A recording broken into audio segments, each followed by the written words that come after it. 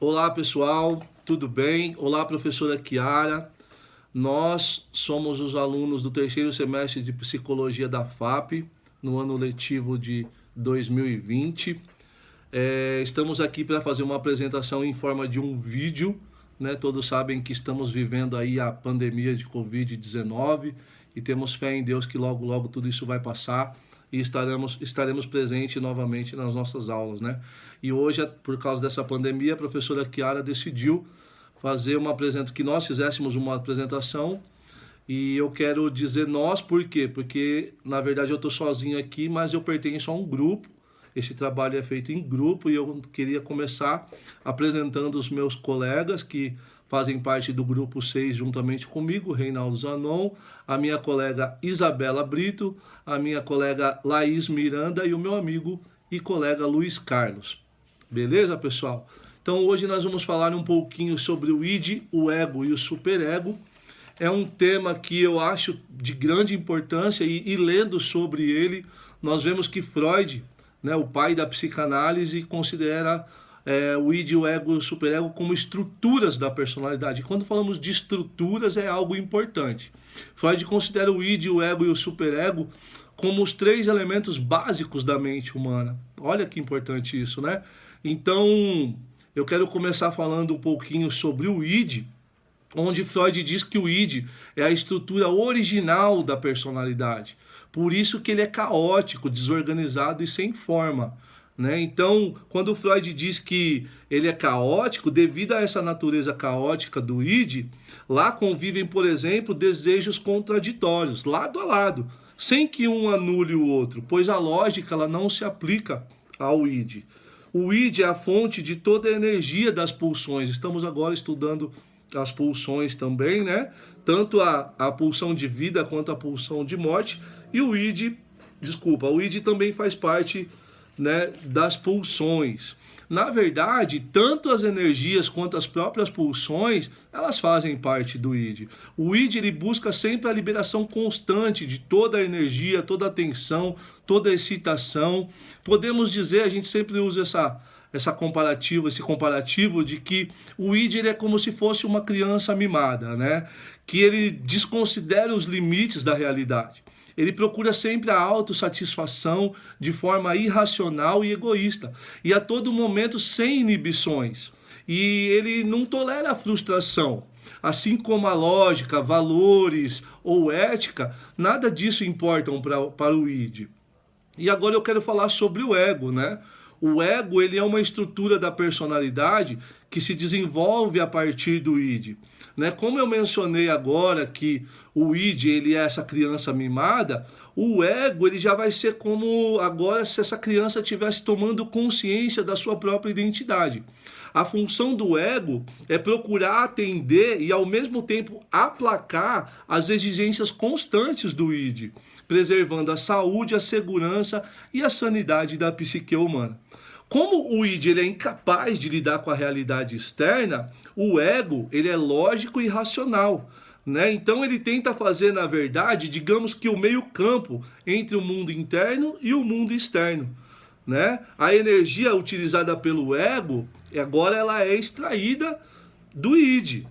O ego, segundo Freud, ele se esforça pelo prazer e ele tenta ao máximo evitar o desprazer.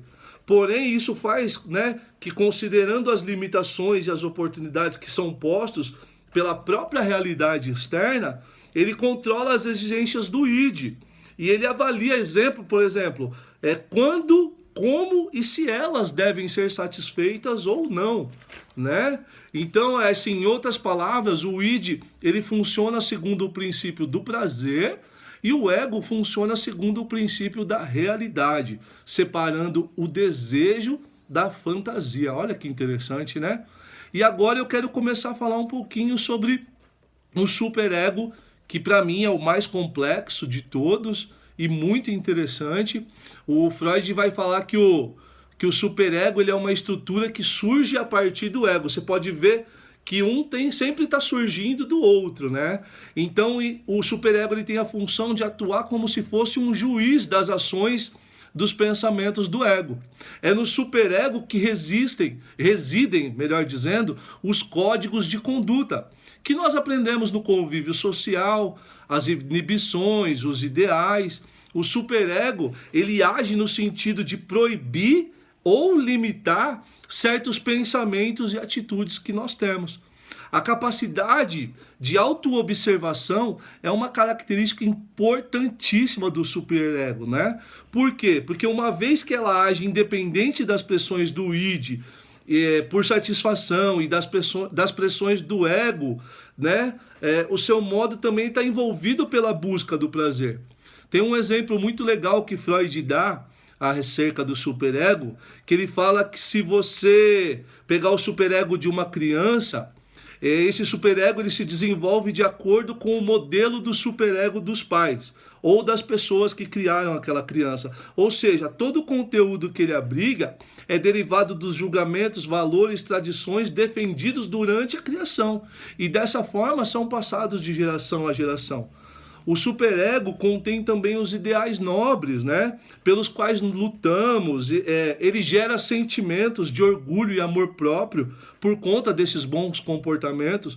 Mas aí se você me perguntar, Zanon, e quando temos desaprovações dos nossos comportamentos, eu te digo também, né, que ele gera sentimentos de culpas e de inferioridades decorrentes desses comportamentos desaprovados, não é mesmo? Então, às vezes, o superego ele acaba atuando de uma maneira bem primitiva também, digamos assim, de uma forma até severa e inflexível, com bases em julgamento. Sabe quando a gente pensa assim, agora é tudo ou nada, eu vou em busca da perfeição, onde às vezes as pessoas se sentem culpadas até mesmo por ter tido determinados tipos de pensamentos, enfim. O superego também ele pode se desenvolver no sentido da compreensão e da flexibilidade, aprendendo, por exemplo, quando a gente aprende a perdoar nós mesmos ou a outros, quando a gente percebe que uma determinada agressão foi por um fruto de um mal-entendido ou de uma situação de extrema atenção. Então, o superego ele consegue trazer nós esse discernimento, né, na nossa mente. E agora, para finalizar, eu gostaria de finalizar fazendo um comparativo que o próprio Freud fez, onde ele compara os componentes básicos da psique humana à figura de um homem montado sobre um cavalo. Freud diz que o cavalo seria o id, né? Impulsivo, cheio de energia. O cavaleiro já seria o ego, cujo papel é de proteger o id e de intermediar a relação entre os desejos e a realidade externa. O superego, no caso, já são as rédeas, onde tem o controle, na verdade, né? Onde freia, limita, redireciona, se for o caso, todo o sistema psíquico, né?